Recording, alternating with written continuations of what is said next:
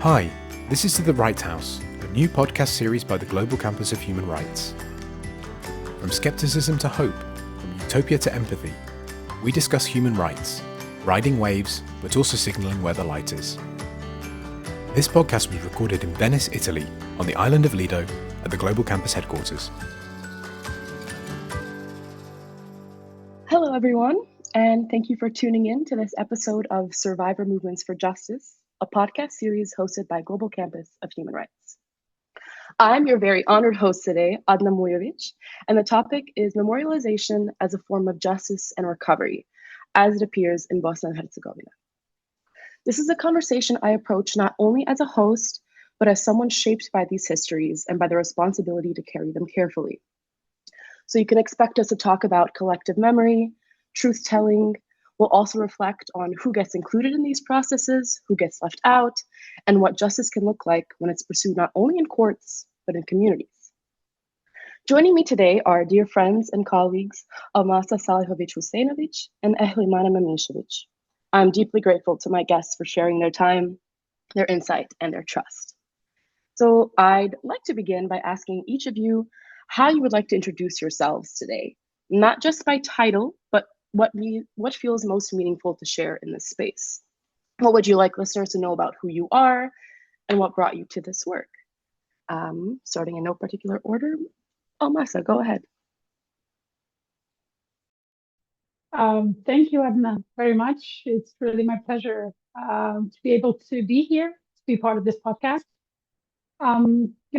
Usually when somebody asks you to introduce yourself, you think that you know so much about yourself, but eventually somehow the words just don't come up to your mind properly. But what I would like to say about myself, by profession, I am a teacher of English language and literature. And before coming to the Srebrenica Memorial Center, where I am today, I was working in one small school, also on the territory of Republic of Srpska entity.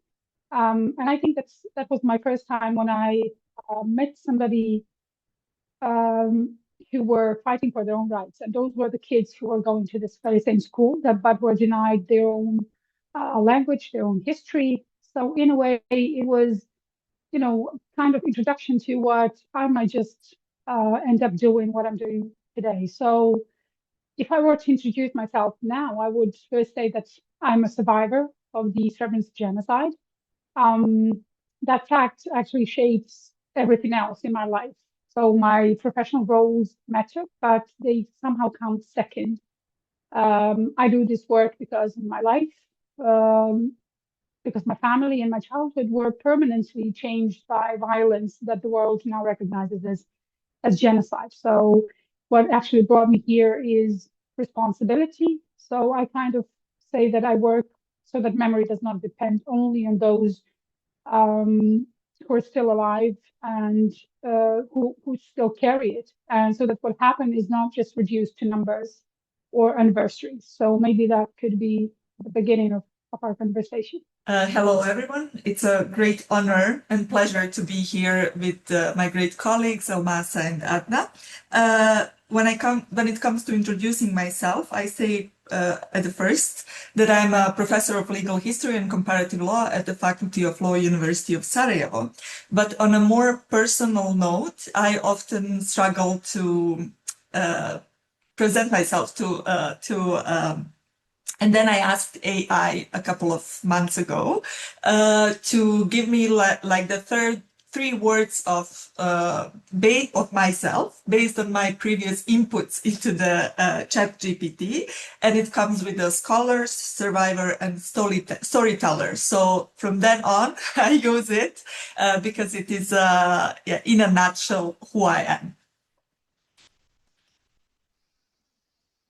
Thank you both.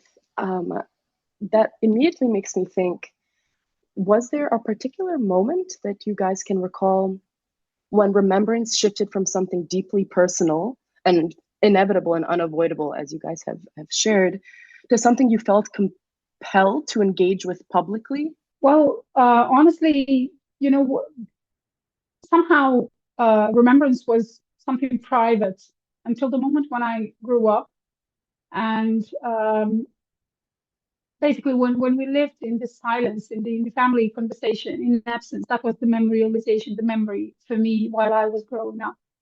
So it kind of shifted to public engagement when I realized that silence will not protect memory. Institutions and voices will do. So basically, when the denial became louder, when remembrance could no longer remain personal, you kind of start to speak for yourself. So maybe working for an institution where I am today, kind of, it was like a eye opener why we need to share our stories, because eventually the stories of all survivors cannot be told without a survivor himself or herself. So in that moment, I realized that my story was also important as a piece of this puzzle when it comes to the Srebrenica and those who survived the genocide in Srebrenica. So those, I can clearly say that voices of women were the ones that I grew up with and that I basically am still working with them, with women in particular as survivors. So I kind of might just say that basically they're the ones who start basically empowering what the young generations do and what I wanted also to be part of. So maybe when you realize that silence is not going to protect your memory of your family or other families who survived and the people who were killed in genocide, that was the moment when I also decided to talk and still continue to talk on. Yes, if you noticed, I first introduced myself by my professional part of identity. This is how I started dealing with the memory, because I was deeply, as Almasa, deeply affected by the genocide and atrocities. I was born in a small town on on the border with Serbia in Eastern Bosnia called Visegrad, where some of the most cruel atrocities were committed in the beginning of spring 1992, including burning people alive on 2 different occasions. I was 6 at the time, and I was haunted by the experiences of my family, of my neighbors, and my fellow citizens ever since. But at the same time, I wanted to be perceived not as a victim, not as a person, as a child who lost father, home, hometown, and everything.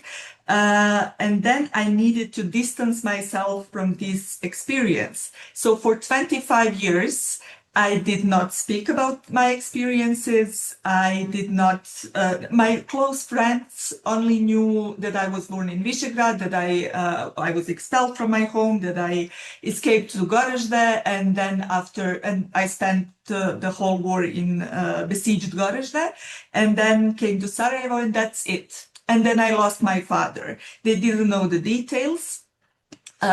And I kept it like that until I managed to build identity completely outside, completely separated from my experience.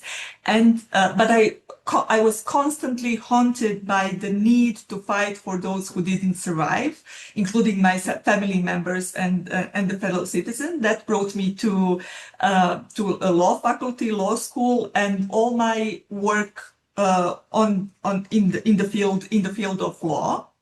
But after I completed my PhD, then this urge to face with my experiences and to be seen as who I actually am, not this university professor completely separated from the experiences, was so overwhelming that that is then when I realized that I really need to face with it, even though I was so afraid, and to integrate this experience into my work and into who I am right now. So in my case, my approach to remembrance was first public and then became personal. And it took me 25 years. So it started just a couple of years ago openly that I really changed, that I really shared all that I shared with you right now. Well, thank you for being willing to share that with us today. You guys have described yourselves as survivors, and also members of your family fell victim to the genocide. What does it mean to honor victims and survivors without freezing them in that label? You know, how do memorial practices from both of your fields navigate that tension? When I usually start talking from the point of view of the Srebrenica Memorial Center and the practices that we actually have here. So for us, honoring the victims means recognizing their full humanity, not only how they died, but especially how they lived. So memorial practice, the Srebrenica Memorial, must show people not as number, but as individuals with the names, with the families, with the dreams, with relationships, from the very beginning of the childhood until the moment that they basically died. They were killed in genocide. So the goal here is not to trap them in the moment of violence, but to restore dignity that violence tried to erase. So I firmly believe that, in this official narrative, usually people refer to the people who were killed in genocide as victims, and the focus is mostly on the death. So in the Memorial Center, of course, we honor them because they were killed as innocent human beings. But we also, through many exhibitions, through whether it is a video testimonies of the survivors or some exhibitions that are dedicated specifically to those who were killed either by being separated in Potocari here at the UN headquarters at the time, or if they have been captured at the Death March route while they were trying to find the way to free territory. We are trying to tell their story, not just of survival, but of their life, basically. So it is very much important for us that every victim should just connect themselves to the people in the sense, not the moments of the final moments of the victim, but on their lives as well. We had so many people who were teachers, who were engineers, who were medical staff. We had so many people who were at the beginning of their studies, but they came back when the war broke out. And we had so many children killed in the genocide. So we're trying through the survivors and through what was left behind them, whether those things were found, discovered in the mass graves with them, with their basically personal, as their personal belongings, or whether something was brought to the free territory by the family members who survived, usually the mothers, the wives. So we're trying to basically through every single artifact, every single item, to tell the story of a person who was once very much alive, full of life, full of dreams, hopes. And basically, we're trying to portray here a community of the Bosniaks, usually Bosniaks, who once existed, but no longer exist in that form that we want them to be remembered. So we're trying to portray not just those people through the numbers, but to show the community who had heritage, who had tradition, the language, the customs. So we're basically are trying to tell the whole story. Yes, the biggest part is to bring them here basically as identified victims of the genocide so that they can have the final and eternal peace at the Srebrenica Memorial Center Cemetery. But the fact is that we are trying to, through the memorial practices, to show what was their life and what kind of people they might have become if they were still alive and among us.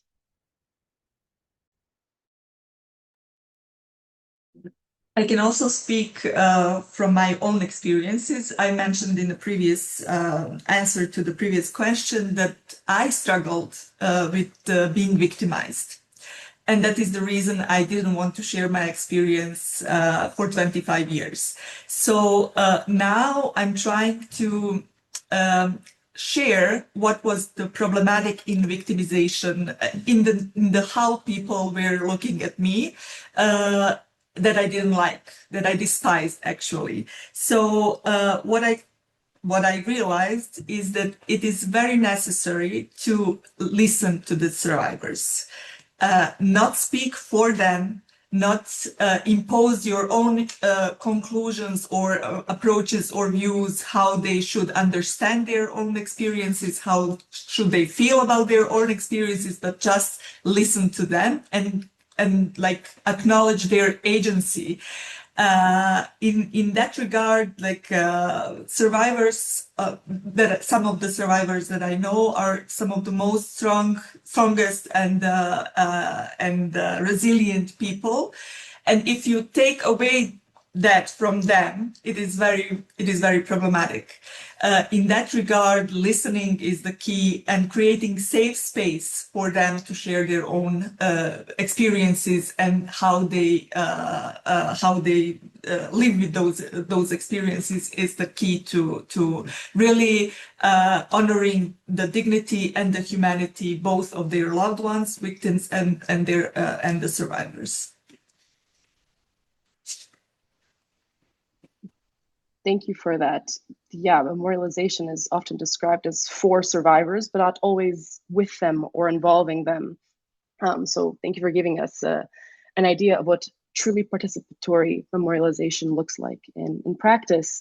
Ehlimana, maybe we start with you with this question. Since you have encountered it yourself, do you ever continue to encounter resistance within the communities themselves? You know, fatigue, silence, or a desire to just move on? And yeah, how do you deal with that without judgment, of course?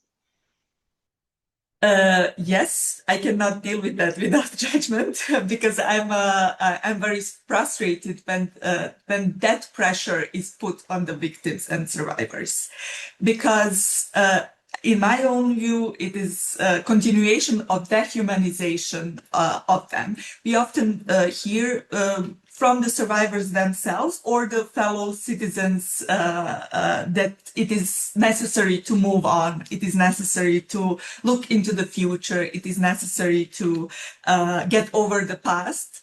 But as I said in the previous response, victims and survivors actually moved on. They managed to rebuild their lives from the scratches. They managed to rebuild their lives after unimaginable sufferings. But if you then ask from them to move on, it means that you ask from them to forget that they used to have their homes, that they used to have their family members, that they used to have lives that were not destroyed, etc. So, in my view, asking from them is first of all relativization and trivialization and denial of their sufferings and their experiences, but at the same time it is renewed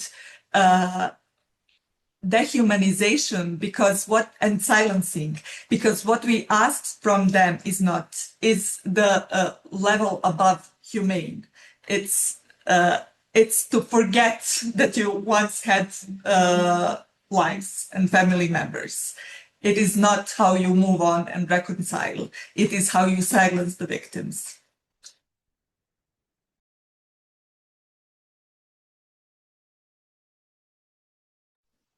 Omasa, anything to add to that? Yeah, basically, I would really agree with what Ahimana said.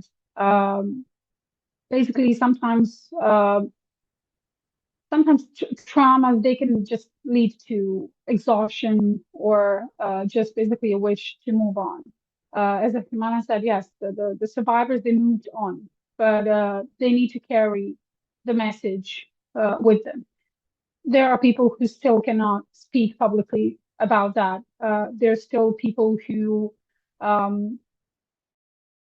cannot deal with their own trauma, or feel that bringing all that up again is not going to bring any good for them or for the people who are listening, or that this will have any sort of, impact on the people.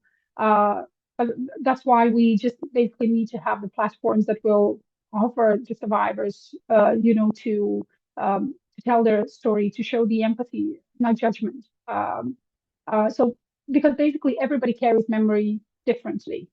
So our role is not to pressure people to speak, but to ensure that the space remains open for when the people are ready for it. And of course, that, as Humana said, some people will just say, sometimes it just may feel offensive if somebody tells you should move on. That means basically that you need to just get rid of the past that you still carry with you, without the acknowledgement of what you've been suffering, what you've been going through, and why is it important for a person who survived to be listened, and their stories to be just told to the people and to the audience that might just feel the change and be the change, actually. Yeah, in that regard, if listeners are asking themselves how to engage with remembrance responsibly, what would you invite them to be attentive to or cautious about, whether it be in the context of Bosnia or elsewhere?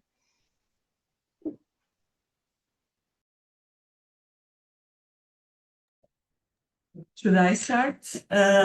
Very quickly, I would always suggest people to listen to the survivors and their own needs. As Almasa said, everybody deals with their own memories and experiences individually. So you really need to listen to the person in order to know what they need, or they often need only listening.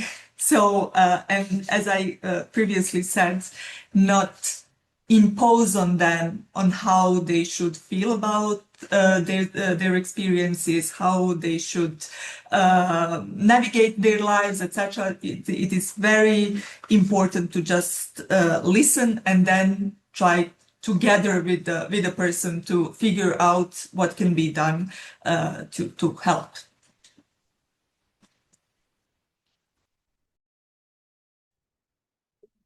Yeah, I couldn't agree more. Basically, for those who did not live through the violence, they just have a responsibility to learn, to acknowledge, and to defend the truth along with the survivors. So what they should not do is place the emotional labor or education on survivors, or expect survivors to constantly relive through their traumas for other people's understanding. So they should kind of be able to listen more than to just expose survivors to something that they cannot say or that they cannot share at that point. So in a way, we need more empathy and more people who can just basically listen and not maybe the attack is not the good choice of words, but of a word, but basically just not to be judging in a way or giving their own opinion on how a person or survivor should tell their story on, or how much in quantity they should share or not with the audience that is willing to listen. Yeah, and you two are speaking to, individual levels too, and people engaging with survivor stories, which is extremely important because sometimes when you engage with just the facts or the timelines, it becomes diluted. And Himana, the word you use, dehumanized too, when you reduce people to these numbers. When you look to your, honestly, not even just your fellow Bosnians, but beyond, what does solidarity look like on a grander scale beyond just symbolic gestures or acknowledging anniversaries? What does that actual continued solidarity look like? Of course, beyond just continuing education and the listening.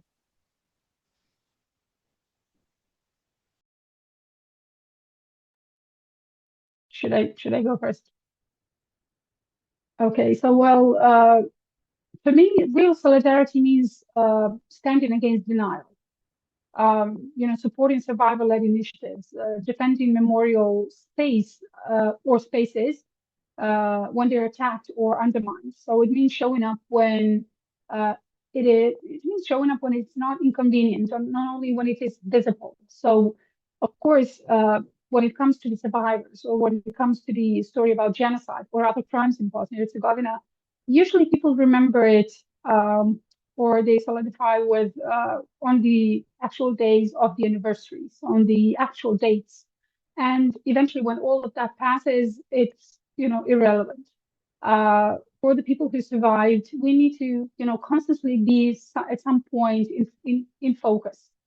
So in a way, uh, you know, solidarity for us means like being included in educational institutions, not just once per year or twice per year, but basically throughout the whole year, to have some sort of activities that will remind the younger generations and the outer public to be involved in remembrance and to be, with the survivors, included basically in everything that they are going through, not just in one moment, one day per year on anniversaries, but in a way to be, you know, to be present whenever we need to speak about not just about the genocide in Srebrenica, but when it comes to talking about the women, about the children who survived, about the women who were raped in the previous war. So they need to be present in everything that we're talking about for throughout the whole year. We need to be present somewhere else as well on other platforms, and for that, for me, that means to be in solidarity with the survivors uh, many days throughout the year. And not just on individual level, but on institutional level, we can still do so much more rather than to just rely on the institutions of memorialization, such as Srebrenica Memorial Center. But we need to just basically, as a lot of people tend to say, Srebrenica is not just a tragedy of the people who actually survived and who were killed in the genocide itself, but this is a collective tragedy of the whole nation in Bosnia and Herzegovina, and that's why we need to be present at any point, not just on the 11th of July or when it comes to Prijedor on 20th of July or any other dates on 16th of April in Ahmić, but basically to be present throughout the whole year in schools, in institutions, in museums, and maybe even on the televisions as on in the media in general, so that we can at that point say, yes, we are as a society included in all of the memorialization, not just on certain dates and anniversaries. Maybe this is my professional deformation, but I really need to say, and I cannot stress enough the importance of education. We need to educate ourselves constantly about the atrocities committed, including genocide. And I think that would guide us to how to fight for justice and against denial and even glorification and celebration of genocide and war crimes in Bosnia and Herzegovina. That is what Almasa said, that it is very necessary for to fight against denial and celebration, and having in mind the intensity of denial and glorification of genocide and war crimes in Bosnia and Herzegovina. This is, in my opinion, the most pressing issue is like fighting for memory, fighting for remembrance of the facts that were written in the court records, that were written in the testimonies, but people tend to forget. So this is like the meticulous work in front of all of us, constantly reminding of the facts. And for that, we need to constantly educate ourselves.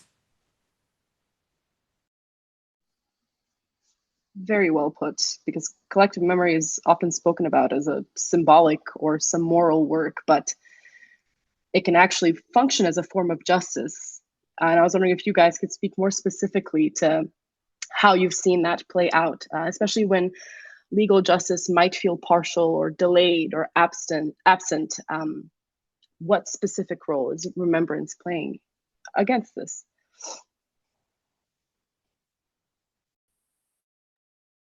Sorry, could you specify a little bit more with the question?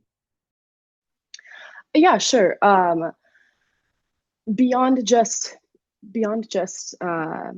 solidarity, remembrance specifically, like institutionalizing memory, I believe may act as a form of justice when justice is otherwise not being carried out by legal systems.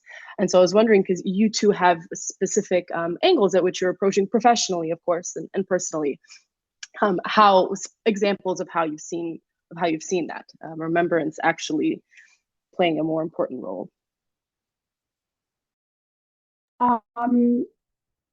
We have many crimes that still await for the people to be accountable for. I have so many places around Srebrenica that are not specifically related to the dates in July in 1995. We have so many that were the war crimes that were committed in 1993. And we do not have still a legal justice when it comes to that. We have witnesses, but we do not have the trials. We do not have the people who are accountable for that.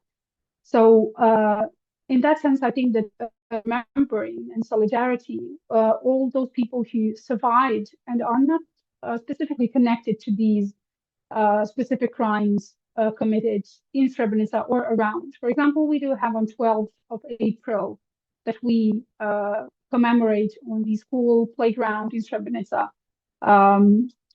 those who were killed, and most of them were young people.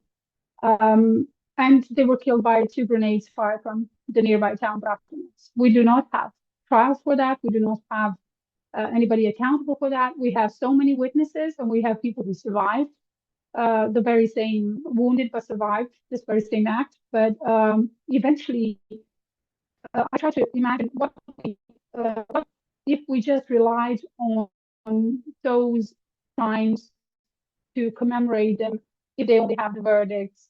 How many of such victims would never be mentioned even, or how many people heard from what happened before those crimes that were committed in 1995 or at some point in 1992 elsewhere in East Bosnia and Herzegovina.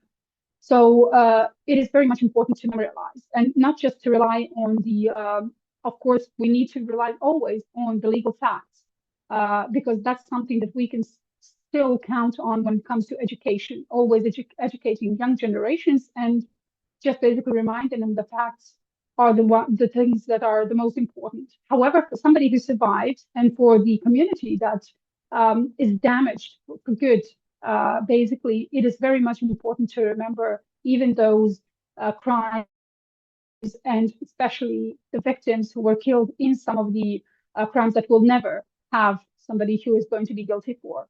So for that matter, memorialization in this sense is very much important, just to remind always that so many, let's say, small war crimes go under the radar just only because they do not have a legal form.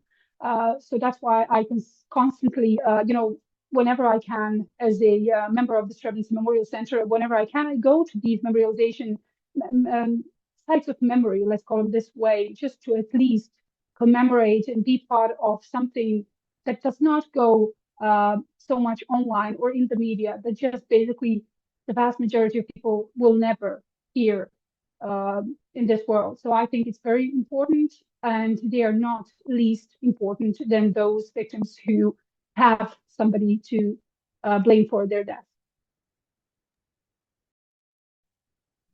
Thank you so much, Olmasa, for bringing this out. This is something that I also wanted to point out. There is the difference between, or not difference, but we need to differentiate between judicial truth, which is the truth established by the court records, and historical truth. And our main work as survivors and as scholars is on the historical truth, because I and all of us know that the prosecutions and the legal process, even if they are successful, they can be very flawed. It is very hard to reach this judicial standard of proving.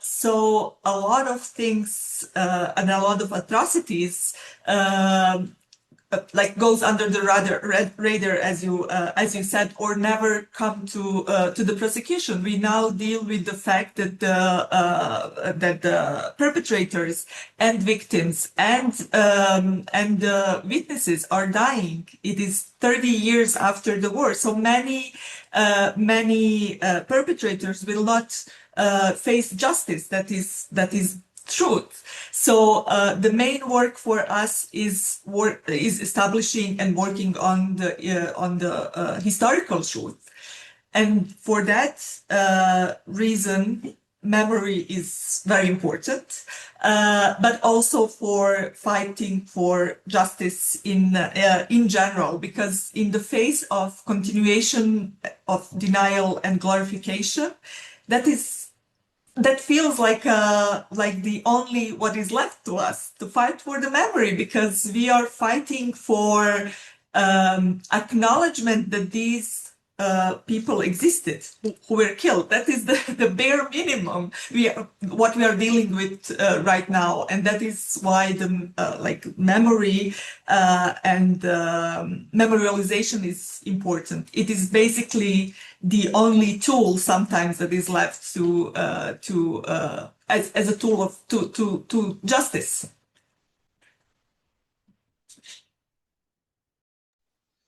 Yeah, how much acknowledgement or time or platform do you even give to the act of denial? Is it worth it, or do you continue, as you two say, establishing this memory?